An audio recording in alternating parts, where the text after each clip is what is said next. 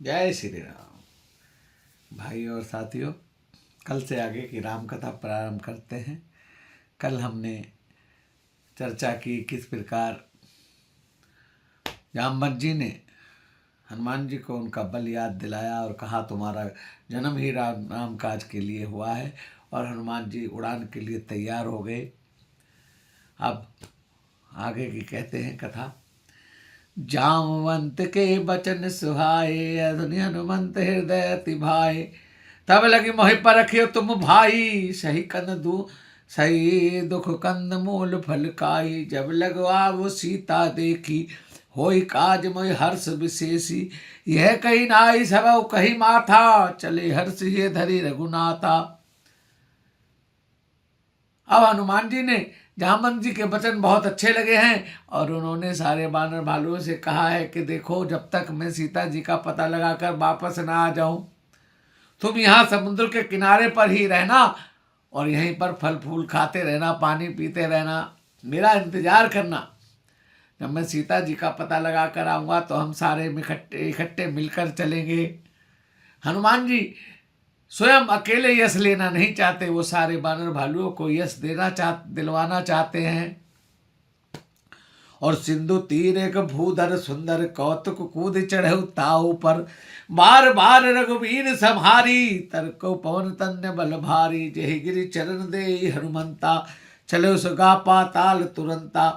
दिव्य अमोघ रघुपति के बाना, ही भांति चले हनुमाना।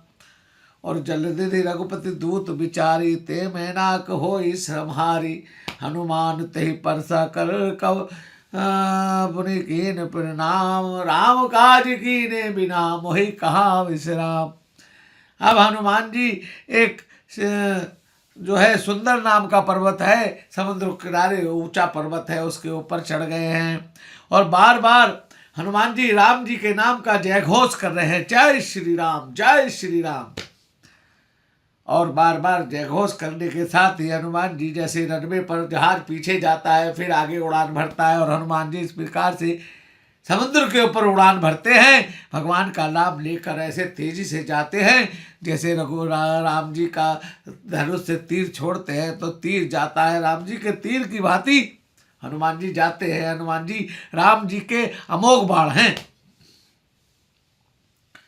जिमी अमोघ रघुपति के बाना, जैसे भगवान जी का अमोघ बाण चलता है ऐसे हनुमान जी जा रहे हैं, क्योंकि हनुमान जी भी राम जी के बाण ही हैं। अब जब हनुमान जी समुद्र के ऊपर उड़ान भर रहे हैं तो समुद्र के अंदर एक मैनाक नाम का पहाड़ है, सोने का पहाड़ है वो। देखो भाइयों, जब हम किसी भगवान के कार्य के लिए चलते हैं तो हमें बहुत सी विघ्न बाधाएं आती हैं और वो हमारे काम को रोकना चाहती है, लेट कराना चाहती है।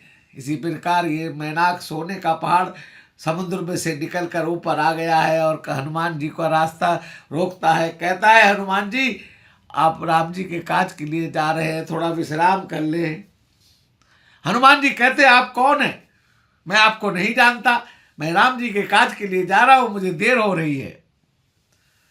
तब मैनाक कहता है, मैं तुम्हारे पिता पवन देव का मित्र हूं, आप विश्राम कीजिए, पहले थक जाएंगे, बहुत लंबा रास्ता है।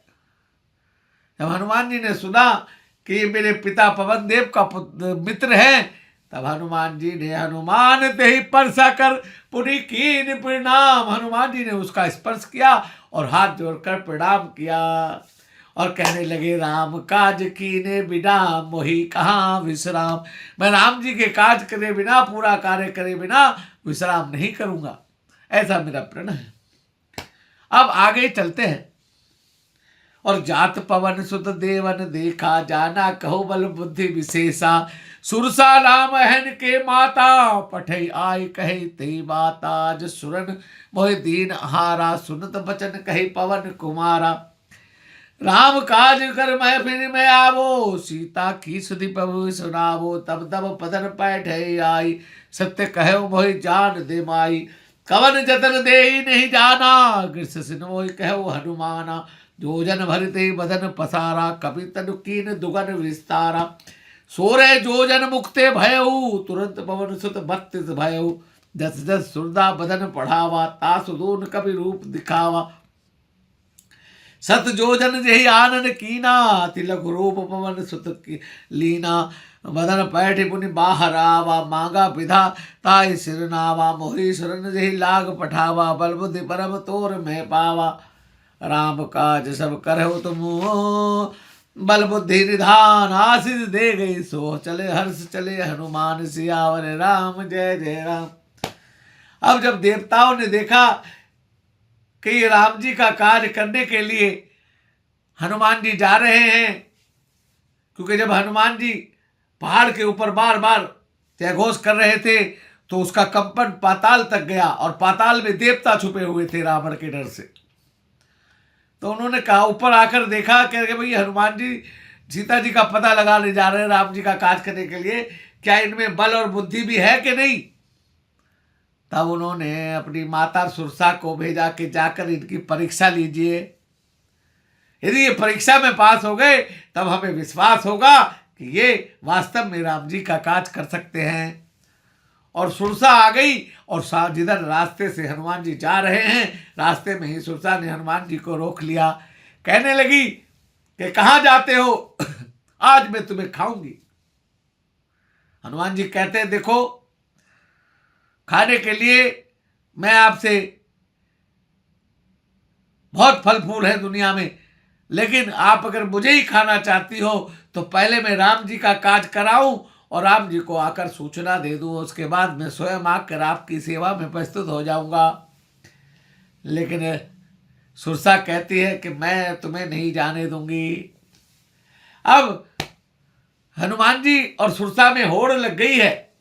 हनुमान जी कहते ठीक है, अगर तू मुझे खा सकती है तो खा ले। और क्या, अब सुरसा जो है अपना मुंह बड़ा करती है, और सुरसा 16 योजन की मुंह फैला लेती है, 16 योजन। हनुमान जी तुरंत 32 योजन के हो जाते हैं। अब सुरसा 64 योजन की हो जाए मुंह खोल लेती है, और हनुमान जी खेल खेल में ये दोनों अपने अपने मुख शरीर को, हनुमान जी अपना शरीर बढ़ाते जा रहे हैं, वो अपना मुख बढ़ाती जा रही है। और जब हनुमान जी ने देखा कि ये 100 योजन का इसने मुंह खोल लिया, अब हनुमान जी ने सोचा अगर मैं 200 योजन का हो गया तो पता चला एक पैर मेरा लंका में है और एक पैर राम जी के पास है। राम जी कहेंगे, हनुमान ये क्या कर रहे हो तुम खेल करने गए हो या सीता का पता लगाने गए हो। तब हनुमान जी लुकती लगाते हैं, और जैसे ही सुरसा 100 योजन का मुंह खोलती है, हनुमान जी छोटा सा रूप बनाकर उसके मुंह में प्रवेश कर जाते हैं, और पूरे शरीर में चक्कर काट कर फिर बाहर आकर हाथ जोड़कर खड़े हो जाते हैं कि माँ, अब मैं तेरे उधर में जाकर आया हूँ, अब मैं तेरा बच्चा हूँ, अब मुझे जाने दे। सुरसा समझ गई, और सुरसा समझ जाती है कि वास्तव में हनुमान जी में बल भी है और बुद्धि भी है, ये राम का काज कर सकते हैं। तब सुरसा आशीर्वाद देती है और कहती है कि मुझे देवताओं ने भेजा है, मैं तुम्हारी परीक्षा लेने आई थी, और आशीर्वाद देती है क्या, और राम काज करऊ सबू, राम काज सब करऊ तुम, बल बुद्धि निधान। आशीष दे गई सो हर्ष चले हनुमान, कि तुम सारा राम का काज को पूरा करोगे और मैं तुम्हें आशीर्वाद देती हूँ। और सुरसा चली जाती है। अब हनुमान जी आगे के लिए चलते हैं, और निश्चर एक सिंधु में रही, करी माया नभ खे खग गई, जीव जंतु जे गगन उड़ाई, जल बिलो की तिनकी परछाई, और गई छासक सोन उड़ाई, यही विधि सदा गगन छिरकाई, सोई छल हनुमान कह कीना, तासु कपट कपि तुरंत ही चीना, ताई मारी मार सुत मीरा, बर्दी पार गयो मति धीरा, तहाँ जाय देखी बन शोभा, गुंजत चंचरीक मधुलोभा, नाना तरु फल फूल सुआए, खगमग बंद देख मन भाए, शैल विशाल देखे आगे, तापन धार चढ़ो भय त्यागे, हुमान कछु कपि के अधिकाई, कहु प्रताप जो काल ही खाई, गिरि पर चढ़ी लंक ते ही देखी, कही न दाई अति दुर्ग विशेषी, अति उदंग जल निधि चौपासा, कनक कोट कर परम प्रकाशा। अब हनुमान जी आगे के लिए चलते हैं, तो क्या देखते हैं कि ऊपर उड़ते उड़ते हनुमान जी नीचे जाने लगे। क्यों जाने लगे?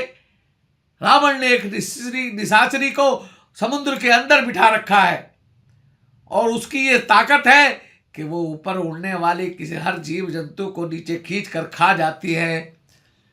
और जैसे ही जल में परछाई पड़ती है, वो जल के अंदर जो निशाचरी बैठी है उसकी परछाई को पकड़ कर खींचती है और वो जीव नीचे आ जाता है, उसको वो खा जाती है। वही छल उसने हनुमान जी के साथ किया है और हनुमान जी को खींचना शुरू किया। हनुमान जी सोचने लगे, अभी मैं ऊपर उड़ रहा था, ये मैं कहाँ नीचे की तरफ जा रहा हूँ। हनुमान जी रोक नहीं पाते और नीचे पहुंच जाते हैं। और नीचे इस प्रकार से नीचे पहुंचकर उन्होंने देखा कि एक निशाचरी है। तुरंत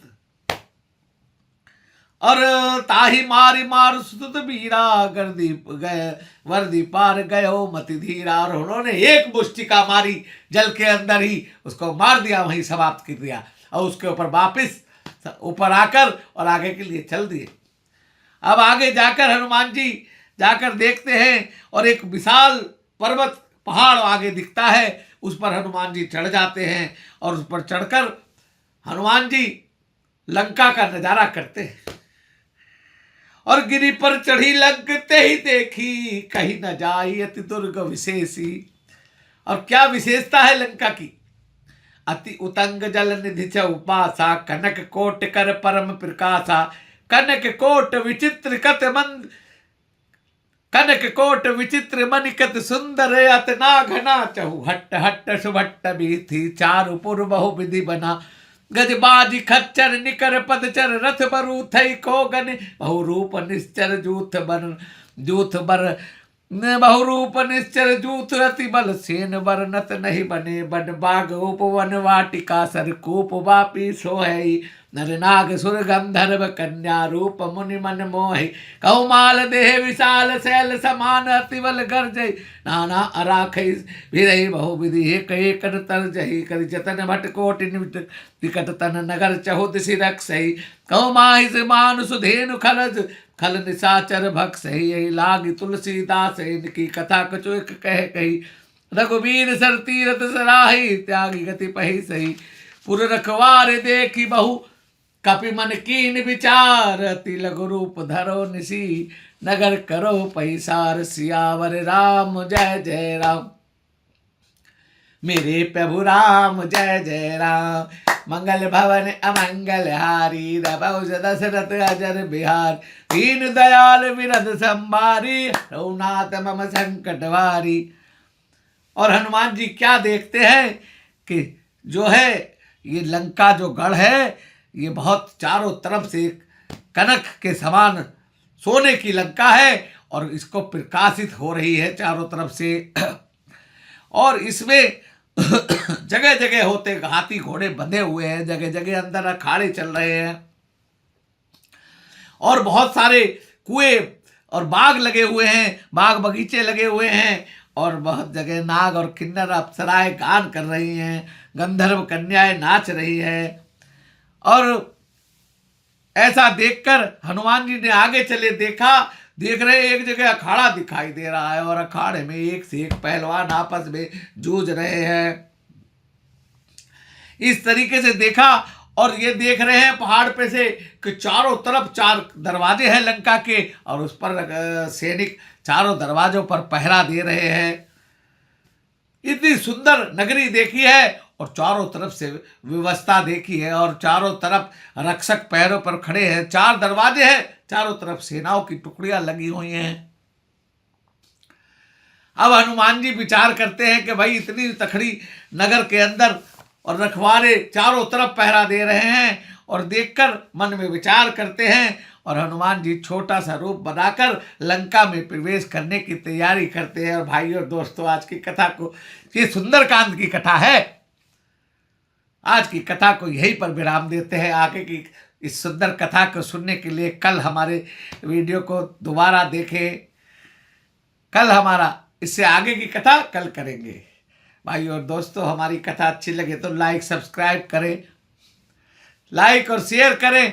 हमारे चैनल @राम के सगे के गुप्ता को सब्सक्राइब करें। भगवान राम सबका मंगल करे, हनुमान जी महाराज सबकी रक्षा करें। बोल जय श्री राम।